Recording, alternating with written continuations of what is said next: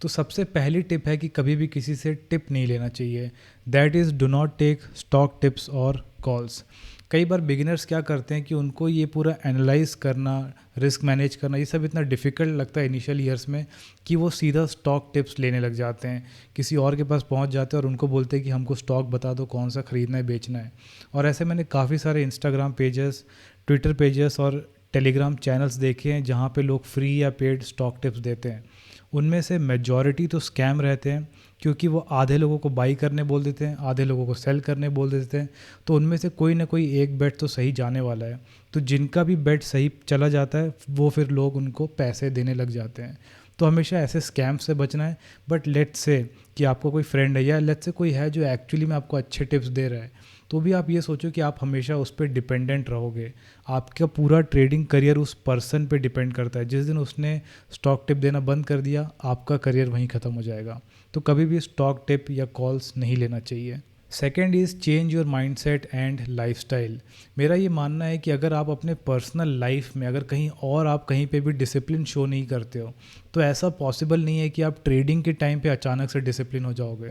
तो उसके लिए आपको अपना लाइफस्टाइल चेंज करना होगा, अपना माइंडसेट चेंज करना होगा।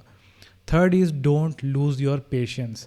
ऐसा कई बार मैंने देखा है कि जो लोग बहुत एग्रेसिव होते हैं या बहुत इमोशनल होते हैं, जो जल्दी गुस्सा आ जाते हैं, वो सारे लोग ट्रेडिंग में अच्छा नहीं कर पाते।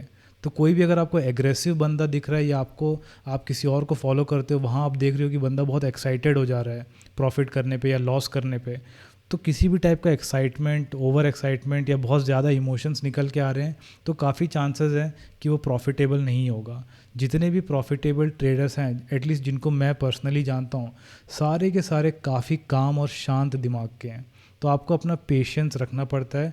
आप खुद भी वैसे ही रहो, जिनको फॉलो करते हो मेक श्योर करो कि वो भी वैसे ही हों। Next is have 2 trading accounts. ये मैं इसलिए बोल रहा हूँ क्योंकि जब बिगिनर वाले स्टेज में होते हो, तब बहुत सारी चीज़ें सीख रहे होते हो, और हो सकता है कि आप डिसाइड करो कि अच्छा मैं कुछ टाइम तक ये स्पेसिफिक स्ट्रैटेजी फॉलो करूँगा। तो अगर आपके पास अगर एक ही ट्रेडिंग अकाउंट है, तो क्या होता है कि हम एक ट्रेडिंग अकाउंट में अपनी स्ट्रैटेजी फॉलो कर रहे हैं, और बाकी टाइम क्योंकि हम लाइव मार्केट देख रहे हैं, तो हमारा बार बार मन करता है ट्रेडिंग करने का, और फिर हम अंट शंट की छोटी मोटी ट्रेडिंग करके फिर लॉस कर देते हैं। इसलिए अच्छा है कि 2 ट्रेडिंग अकाउंट रहे। एक आपका मेन कैपिटल रहे, जहाँ पे लेट्स से आपके पास 1 लाख रुपीज़ है, तो आप जैसे 95,000 एक में डाल दो, जहाँ पे आप अपनी मेन ट्रेडिंग स्ट्रैटेजी को फॉलो कर रहे हो। उसके बाद 5,000 से दूसरे ट्रेडिंग अकाउंट में जो आपको दिन भर बाइंग सेलिंग खेलना है वो सब खेलते रहो। तो इसलिए हमेशा 2 ट्रेडिंग अकाउंट रखने चाहिए एटलीस्ट एज अ बिगिनर।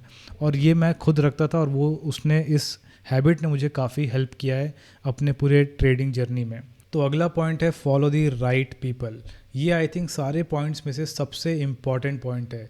जब आप एक बिगिनर होते हो, काफ़ी सारे लोगों से सीख रहे होते हो, उस टाइम पे आपको मेक श्योर करना चाहिए कि आप जिससे भी सीख रहे हो वो खुद एक ट्रेडर होना चाहिए और उसने कंसिस्टेंटली प्रॉफिट जनरेट किया हो। क्योंकि ऐसे बहुत सारे यूट्यूब चैनल्स हैं जिनकी बातें सुन के मुझे समझ में आ जाता है कि वो एक्चुअल स्टॉक ट्रेडर्स नहीं है, उन्होंने ट्रेडिंग करके कभी कंसिस्टेंटली प्रॉफिट जनरेट नहीं किया है। कुछ चैनल्स ऐसे हैं जो कि सिर्फ आपको एक बुकिश नॉलेज देते रहेंगे दिन भर, और वो नॉलेज जब आप एक्चुअल मार्केट में अप्लाई करके देखोगे तो वो किसी काम का नहीं रहेगा। जब आप वो नॉलेज ले रहे होते हो उस समय बस एक बिगिनर को ऐसा लगता है कि अच्छा इतना सारा इन्फॉर्मेशन आ रहा है, तो ज़्यादा इन्फॉर्मेशन मतलब हमको ऐसा फील होता है कि अच्छा वैल्यूएबल है। बट जब आप उसको मार्केट में अप्लाई करोगे तो आपको समझ में आएगा कि ये कुछ भी काम नहीं कर रहा है। और एक तरफ ऐसे चैनल्स हैं जो कि इस टाइप का पोर्ट्रे करते हैं जैसे कि स्टॉक मार्केट से आप बहुत जल्दी अमीर बन जाओगे। तो जो आपको गेट रिच क्विक वाली फील दे रहे हैं उनसे भी दूर रहना है।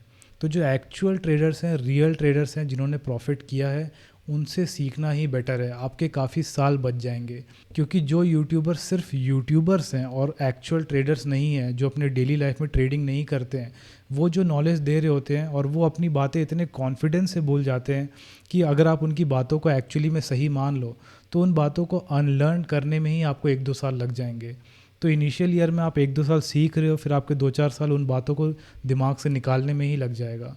इसीलिए कोशिश करना चाहिए कि जब भी आप जिससे भी सीख रहे हो थोड़े स्केप्टिक रहो। हमेशा ट्रेडर्स से सीखने की कोशिश करो, जो लोग पहले ट्रेडर्स थे और बाद में शायद यूट्यूबर बने हो। अगला पॉइंट है don't fall for financial scams.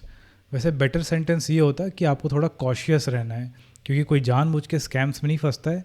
But मेरा बोलने का मतलब ये है कि बाकी इंडस्ट्रीज़ में ये देखने को आता है कि 1% लोगों के कारण 99% लोग बदनाम हो जाते हैं। लेट्स से कि 1% आईएएस या 0.001% आईएएस ख़राब है, उनके कारण बाकी जो आईएएस ऑफिसर्स हैं उनकी बदनामी हो जाती है।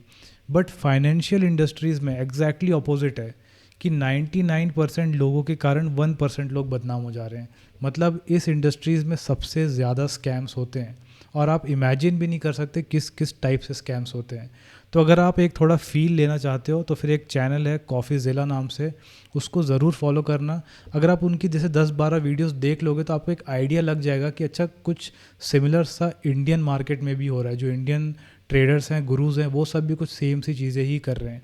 इसीलिए फाइनेंशियल स्कैम से जितना हो सके बच के रहना है, हमेशा स्केप्टिक रहना है। जितना डाउट करोगे उतना अच्छा है। और ख़ासकर जो आपको ऐसी होप देते हो कि कम टाइम में स्टॉक मार्केट में बहुत बड़ा पैसा बन सकता है, उनसे तो थोड़े बच के ही रहना चाहिए। अब अगला पॉइंट है stock trading is not easy. क्योंकि मैं आपको कितने भी पॉइंट्स बता दूं, कितने भी एडवाइस दे दूं, आप ये सारी गलतियां करने वाले हो। इनमें से कुछ ना कुछ आप गलती करोगे।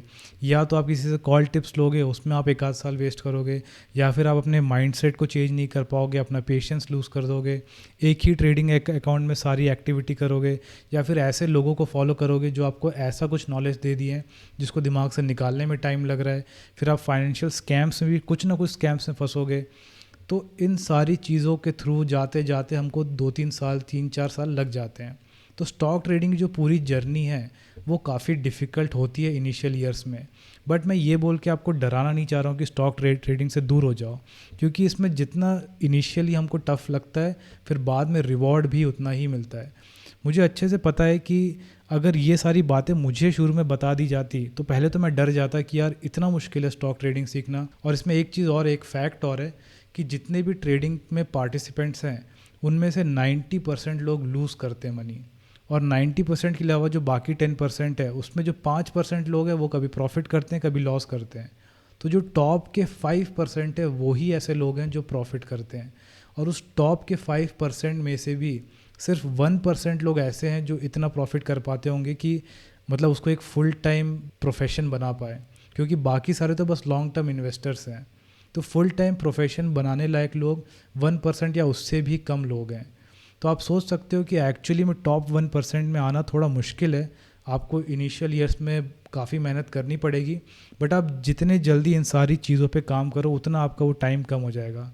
जिसमें से सबसे मेन आपको काम ये करना है कि अच्छे सही लोगों को ही फॉलो करो। क्योंकि अगर आप ऐसे लोगों को फॉलो कर रहे हो ना जो आपको अजीब सा या बेकार सा नॉलेज दे रहे हैं, तो आपके दिमाग में कुछ ऐसी बात चले जाएगी जिसको निकालना बहुत मुश्किल होगा। तो स्टॉक ट्रेडिंग डिफ़िकल्ट होने वाला है। और एक बात और कि कोई भी अगर आपको ऐसी फील दे रहा है कि उसका कोर्स लेते ही आपकी पूरी जैसे लाइफ चेंज हो जाएगी, तो उनसे भी दूर ही रहना। कोर्सेज़ में कुछ प्रॉब्लम नहीं है, बट कोर्सेज़ का जिस टाइप से मार्केट किया जाता है कि इस कोर्स को लेते ही या जैसे आपकी लाइफ चेंज हो जाएगी और आपको ऐसी स्ट्रैटेजी मिल जाएगी कि बस आप रातों रात अमीर हो जाओगे, तो ऐसा कुछ नहीं होने वाला है। Now the final point is how to make money from stock market. अगर आप एक ब्रॉडर पर्सपेक्टिव में जानना चाहते हो कि स्टॉक मार्केट से कोई पैसे कमाता कैसे है, तो उसके सिर्फ 2 तरीके हैं।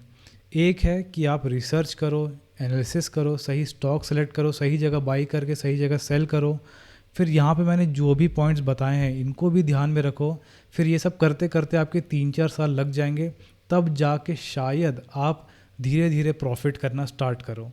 तो एक ये पाथ है जो कि बहुत ही टफ़ है और उसमें टाइम भी लगेगा और आप शायद धीरे धीरे प्रॉफिट करोगे और शायद 10 साल बाद जाके आप कुछ बड़े प्रॉफिट्स कर पाओ। तो 10 साल का आप एक जनरल टाइम फ्रेम मान सकते हो। या फिर दूसरा तरीका है कि इन लोगों की तरह दिन भर stock trading, investing, personal finance, इन सब के बारे में ही बात करते रहो, या तो बुकिश नॉलेज शेयर करते रहो और उसके थ्रू यूट्यूब के थ्रू ही ज़्यादा पैसे कमा लो। क्योंकि मुझे ये क्लियरली दिख रहा है कि लोग स्टॉक ट्रेडिंग से शायद उतना अर्न नहीं कर पाए, बट अगर बस इसके बारे में बात करते रहें या दूसरों को बताते रहें कि कैसे तुम कमा सकते हो, तो उससे वो खुद ज़्यादा कमा लेते हैं। अब यहाँ पे कोई सरकाज़म नहीं है, यही आज की रियलिटी है कि जितने भी आपको लोग दिख रहे हैं ट्रेडिंग, इन्वेस्टिंग, इस सब के बारे में बात करते हुए, उनमें से शायद 0.01% लोग होंगे जिन्होंने एक्चुअली में वो खुद फॉलो करके ट्रेडिंग करके कमाया होगा कुछ। तो भले आप इसको सरकाज़म लो, बट यही रियलिटी है। और अगर खुद का गोल सिर्फ और सिर्फ मनी मेकिंग है तो ट्रेडिंग करने से तो बेटर है कि दिन भर ट्रेडिंग के बारे में बस बातें करते रहो, और यूट्यूब ही आपको इतना अमाउंट दे देगा कि आप अच्छे से उससे कमाने लग जाओगे।